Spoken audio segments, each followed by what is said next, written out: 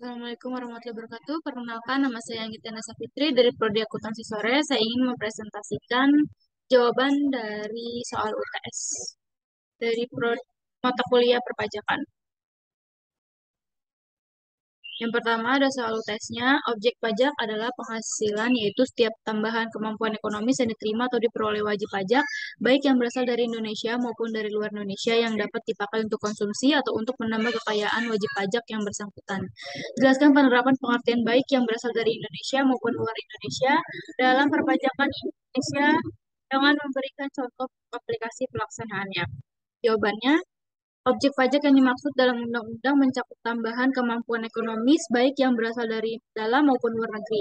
Hal ini berarti wajib pajak luar negeri dikenakan pajak atas pendapatan yang berasal dari dalam negeri, yang dalam penerapannya diatur dalam Undang-Undang PPH Pasal 26. Selain itu, wajib pajak luar negeri juga dikenakan pajak atas pendapatan yang berasal dari luar negeri. Kebijakan yang dibuat dirancang sedemikian rupa untuk menghindari double taxation dalam hubungannya dengan setiap negara diatur dengan khusus dan lebih mendalam melalui tax treaty antara Indonesia dengan negara lain. Soal yang kedua, jelaskan apakah yang dimaksud dengan pajak final, bagaimana pelaporannya oleh individu atau badan yang menerima. Berikan analisis dari sisi kebijakan, apakah alasannya diterapkan pajak final ini. Pajak final ini adalah pajak yang telah diselesaikan yang telah selesai dikenakan kepada wajib saat wajib pajak menerima penghasilan. Contoh, wajib pajak final ialah pajak atas sewa tanah atau bangunan, PPh final, UMKM, pajak atas jasa konstruksi, pajak atas jualan saham, dan lain-lain. Pelaporan pajak final dapat dilakukan oleh individu maupun badan usaha pajak akan dipotong dan dilaporkan apabila wajib pajak telah menerima penghasilan yang menjadi objek pajak final. Apabila pelapor pajak dilakukan oleh individu, maka pajak dilaporkan pada SPT PPh tahunan orang pribadi, dan apabila pajak dikenakan pada badan, maka dilaporkan pada SPT di masa atau bulan saat itu juga. Alasannya diterapkan pajak final ini untuk menyederhanakan mekanisme pemungutan pajak pada objek pajak tersebut. Selain itu, dapat mengurangi beban administrasi pajak karena pajak langsung dipotong saat itu wajib pajak menerima penghasilan dan wajib pajak hanya bertugas untuk melaporkannya saja. Sini ada PPh 21, soal nomor 3. Yang pertama ada Bapak Kusuma mulai kerja di PT Mulia pada tanggal 1 Juni 2021. Gajinya belum berubah dari mulai bekerja sampai sekarang. Berikutnya adalah komponen gaji yang diterima setiap bulan. Gaji pokoknya 22 juta, premi jam sostek dibayarkan perusahaan itu 500.000, iuran pensiun dibayarkan perusahaan iuran pensiun dibayar Bapak Kusuma 400.000. Bapak Kusuma telah menikah, istrinya bekerja di tempat lain. Jumlah anak 4 orang sebagai seorang manajer. Bapak Kusuma mendapatkan uang tunjangan pembelian mobil senilai 7 juta dan tunjangan pembelian rumah sebesar 6 juta setiap bulannya. Selain itu, Bapak Kusuma juga mendapatkan fasilitas satu BlackBerry senilai 5 juta untuk menunjang komunikasi serta biaya langganan yang dibayarkan oleh perusahaan. Untuk tagihan bulan Desember 500.000, pada bulan Desember menerima bonus 50 juta. Yang B, selama bulan Desember 2010, Intan bekerja sebagai sales untuk kegiatan pameran PT Mulia dengan sebesar 200.000 per hari. Selama bulan Desember, Intan bekerja selama 10 hari dan diakumulasi dan dibayarkan pada akhir bulan. Yang ketiga, Rita diminta untuk membantu mengerjakan dekorasi untuk kegiatan pameran dengan upah sebesar 1 juta yang diselesaikan pada 4 hari kerja. Yang keempat, Mr. Smith bekerja sebagai konsultan perusahaan selama 3 bulan di bulan Desember dengan gaji dari US dollar. Kurs yang berlaku adalah 9.000 per 1 US dollar. Smith menikah dan memiliki 2 orang anak. Yang kelima, Pak Hermawan diminta untuk berceramah di perusahaan tersebut dan diberikan honor sebagai pembicara sebesar 15. Yang diminta, hitunglah jumlah PPh 21 yang harus dipotong perusahaan atas gaji dan bonus yang dibayarkan kepada Bapak Kusuma di bulan Desember 2010. Yang kedua, hitunglah PPh 21 yang dipotong dari honor yang diterima Intan, Tita, dan Pak Hermawan. Yang ketiga, hitunglah PPh 26 yang dipotong dari honor yang diterima Mr. Smith. Jawabannya, pada perhitungan PPh 21 atas gaji pokoknya 22 juta, tunjangan mobil 7 juta, Tunjangan rumah 6 juta, premi jam sostek dibayar perusahaan 500. Jadi penghasilan brutonya itu 35.500.000. Biaya pengurangannya itu biaya jabatan 5% dikali 22 juta dibagi maksimal 500.000. Beban yang dikeluarkan itu 500.000. Iuran pensiun bayar sendiri 400.000. Penghasilan neto per bulan 900.000. Penghasilan neto per tahun 7 kali 34.600.000. Saldo akhirnya 244.200.000. PTKP-nya kosong ya, tidak ada. Untuk WP-nya 15.840.000, untuk kawin 1.320.000, tunjang tanggungan 3 kali 1.320.000, beban yang dikeluarkan 1.320.000, untuk kawin 1.320.000, tanggungan 3 kali 1.320.000 itu 3.960.000. Jumlah PTKP-nya 21.120.000. Penghasilan kena pajak PKP-nya 221.080.000. PPh terutang 5% kali 50.000 yaitu 2.500.000. 15% kali 171.000. 171.80.000.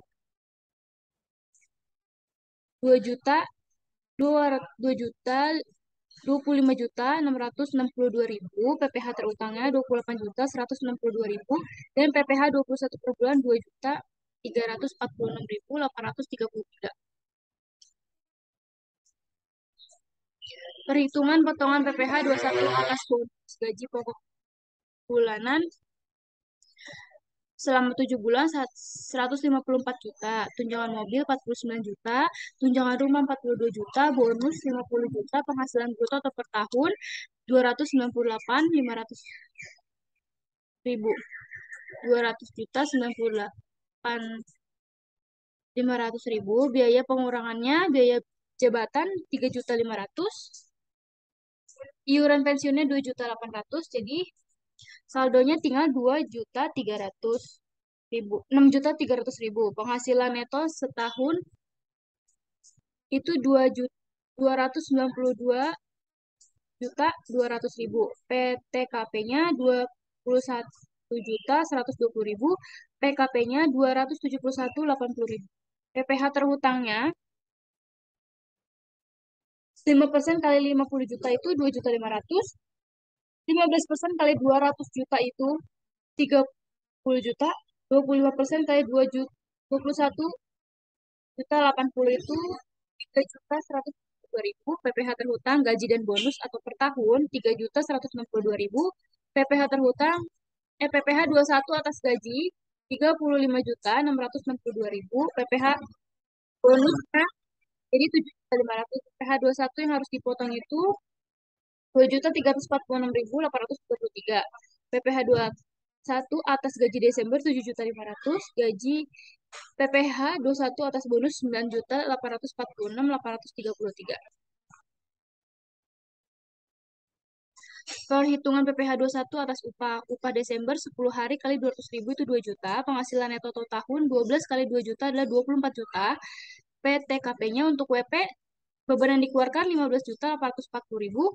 Jumlah PTKP-nya 15.840.000. Penghasilan kena pajak 8.160.000.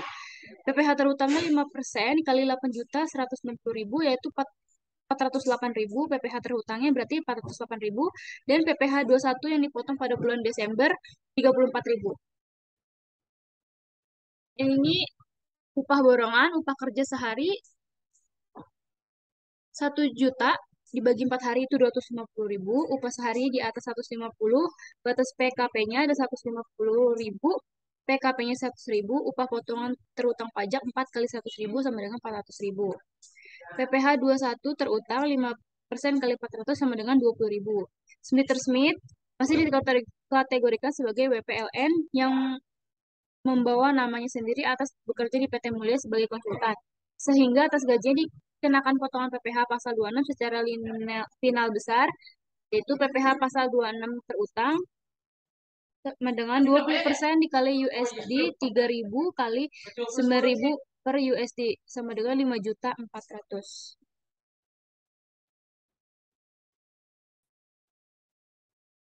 Saya akan melanjutkan presentasi yang kedua dari mata kuliah perpajakan. Fungsi pajak bagi kita sebagai wajib pajak atau masyarakat. Sebagai warga negara, kita tidak akan terlepas dari yang namanya membayar pajak. Mulai dari kendaraan bermotor, tanah, dan bangunan. Sehingga barang yang beli itu semua tergolong dalam kewajiban pajak. Bentuk pajak memang bermacam-macam dan mungkin akan terkesan membebani. Namun jangan salah, pajak ini mampu membawa dampak yang besar bagi masyarakat dan juga negara. Pada dasarnya, pajak lebih dari sekedar kewajiban yang harus dipenuhi. Setiap pajak yang kita bayarkan memiliki fungsi dan manfaat yang besar bagi masyarakat dan juga negara. Hadirnya infrastruktur jalan dan bangunan yang memadai, taman kota, lapangan pekerjaan, hingga fasilitas pendidikan dan kesehatan yang dikelola oleh negara adalah bentuk dari penyaluran pajak yang dibayarkan. Pajak menjadi salah satu sumber pendapatan negara yang digunakan untuk pembangunan maupun untuk keperluan negara lainnya. Agar lebih jelas, berikut adalah beberapa fungsi dari pajak. Yang pertama, fungsi anggaran pajak berperan sebagai sumber anggaran atau tabungan melalui anggaran pendapatan dan belanja atau APBN untuk melaksanakan program pembangunan yang dilakukan oleh negara. Yang kedua ada fungsi mengatur pajak berperan sebagai alat untuk mencapai tujuan negara seperti pertumbuhan ekonomi negara. Yang ketiga fungsi stabilitas pajak berperan sebagai penyeimbang situasi perekonomian negara. Dengan semakin banyaknya penerimaan negara, maka akan stabil perekonomian dan negara. Stabilan perekonomian dapat dilihat dari peningkatan roda ekonomi masyarakat. Yang keempat adalah fungsi redistribusi pendapatan. Pajak berfungsi sebagai alat untuk memakmurkan masyarakat, contohnya dengan menambahkan lapangan pekerjaan baru. Melihat beberapa fungsi di atas, ada peran pajak begitu krusial untuk menunjang pembangunan negara. Porsi pajak dalam pendapatan negara yang paling tinggi dibanding pendapatan negara yang lain hingga 60% di tahun 2020. Intinya pajak tersebut akan kembali pada masyarakat yang membayar dalam bentuk bisa dimanfaatkan oleh banyak orang. Tugas kita sebagai wajib pajak adalah dengan taat untuk membayar pajak, tetapi memang apa manfaat yang bisa dirasakan oleh masyarakat dengan dana pajak yang terkumpul. Kalian suka pergi keluar, tapi pasti akan melewati jalan aspal yang ramai, lalu ya banyak orang, lalu ketika melewatnya di malam hari terdapat penerangan lampu di berbagai titik. Itulah bentuk pajak yang bakal kalian pergunakan. Tidak hanya jalan, berbagai bangunan penting juga dibangun menggunakan dana pajak seperti rumah sakit, sekolah, jembatan, dan perumahan. Ini membuat akses masyarakat atas kesehatan, pendidikan, dan transportasi semakin luas. Ikon penting, kota maupun objek wisata dalam bentuk monumen pun juga dibangun menggunakan dana pajak. Ikon tersebut dapat menjadi alat promosi kota untuk menambah pemasukan pendapatan wilayah dari meningkatnya pengunjung. Dana pajak dapat digunakan untuk membantu dalam kegiatan perekonomian masyarakat. Contohnya seperti pengadaan subsidi bahan bakar yang tentu akan meringankan beban biaya yang ditanggung langsung oleh pengusaha maupun ketika digunakan oleh masyarakat. Selain itu, dana pajak dapat digunakan untuk membiayai pengeluaran yang memberikan keuntungan ekonomis bagi masyarakat, contohnya mengeluarkan untuk pengairan atau pertanian. Dan tidak kalah penting, pajak digunakan untuk membantu pembiayaan dalam menjaga pertahanan negara atau pun ketika menghadapi perang, contohnya melalui gaji pegawai tenaga, pertahanan, hingga pembelian alat senjata dan kendaraan tempur. Itulah berbagai manfaat pajak yang dapat dirasakan oleh masyarakat. Pajak memiliki peran yang begitu penting bagi kemajuan bangsa dan negara. Oleh karena itu, kita sebagai wajib pajak perlu untuk membudayakan membayar pajak sesuai dengan aturan perpajakan yang berlaku. Apabila kita taat membayar pajak, maka berbagai manfaat yang telah disebutkan sebelumnya mampu terlaksana dengan baik. Jelaskan pandangan saudara tentang pajak ke depannya. Seperti yang kita ketahui bahwa salah satu ciri-ciri negara maju ialah pada tingginya kesadaran rakyat dalam membayar pajak. Jika dipresentasikan kurang lebih mendekati 100%, apabila di Indonesia bisa mencapai paling sedikit di angka 50%, tentunya Indonesia akan lebih maju dari sekarang. Dalam hal ini, pemerintah pun terus berupaya dalam meningkatkan kesadaran dan kepatuhan masyarakat dalam hal perpajakan. Dalam hal ini, tingkatan kesadaran dan kepatuhan pajak dalam dikatakan berhasil apabila satu realisasi penerimaan pajak terpenuhi negara sudah sesuai dengan target yang telah ditetapkan. Yang kedua, tingginya tingkatan patuhan atas penyampaian SPT baik tahunan maupun masa. Yang ketiga, bertumbuhnya tax ratio. Yang ketiga, empat, bertambahnya jumlah wajib pajak. baru yang memenuhi kewajibannya. Yang kelima, rendahnya jumlah tagihan pajak yang karena minimnya jumlah pelanggaran dalam memenuhi kewajiban perpajakan. Pajak merupakan salah satu penerimaan negara yang berasal dari partisipasi masyarakat. Negara berwenang memungut pajak dari rakyatnya karena pajak digunakan sebagai sarana untuk mensejahterakan rakyat. Sistem pemungutan pajak yang dipakai saat ini adalah self-assessment system, yaitu sistem pemungutan yang memberikan kepercayaan kepada wajib pajak untuk menghitung melaporkan utang pajaknya yang tertuang dalam surat pemberitahuan atau SPT. Kemudian menyetor kewajiban perpajakannya. Pemberian kepercayaan yang besar kepada wajib pajak sudah sewajarnya diimbangi dengan instrumen pengawasan. Untuk keperluan itu, Fiskusi diberikan kewenangan untuk melakukan pemeriksaan pajak. Pajak menjadi sumber penerimaan dan pendapatan negara terbesar.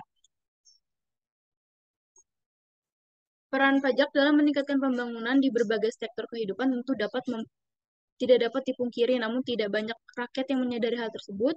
Hal ini dikarenakan manfaat pembayaran pajak tidak langsung diterima, namun tidak bisa dipungkiri bahwa saat ini hampir seluruh rakyat Indonesia telah memperoleh manfaat pajak. Pelayanan kesehatan gratis, pendidikan gratis dan berkualitas, akses transportasi dan mobilitas yang mudah melalui pembangunan infrastruktur jalan yang mendorong perekonomian adalah sekumpulan manfaat pajak.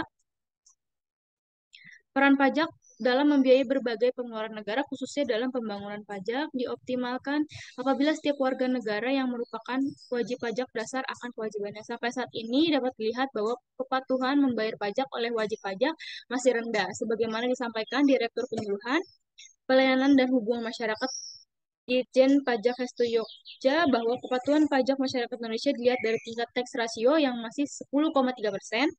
Kepatuhan masyarakat terhadap pajak sangat dipengaruhi oleh kesadaran masyarakatnya. Oleh karena itu, sangat penting untuk meningkatkan kesadaran pajak bagi warga negara Indonesia. Sejalan dengan tujuan meningkatkan kesadaran pajak, maka keberadaan generasi muda yang akrab disapa generasi milenial menjadi sangat penting untuk mendukung tujuan tersebut. Sebagaimana dapat menunjukkan bahwa pada tahun 2045 Indonesia mengalami bonus demografi, yaitu penduduk usia produktif mencapai angka mayoritas di Indonesia.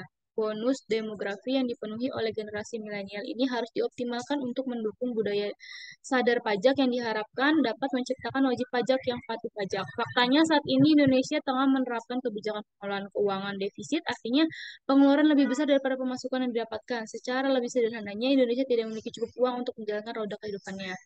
Maka dari itu, pemerintahan terpaksa harus meminjam uang baik dalam negeri maupun luar negeri. Melakukan pengolahan utang dengan penuh hati-hati memang merupakan pilihan terbaik dan melanjutkan kesinambungan pembangunan sebuah negara dalam rangka memperbaiki dan memajukan negara. Terima kasih, kurang lebihnya mohon maaf. Wassalamualaikum warahmatullahi wabarakatuh.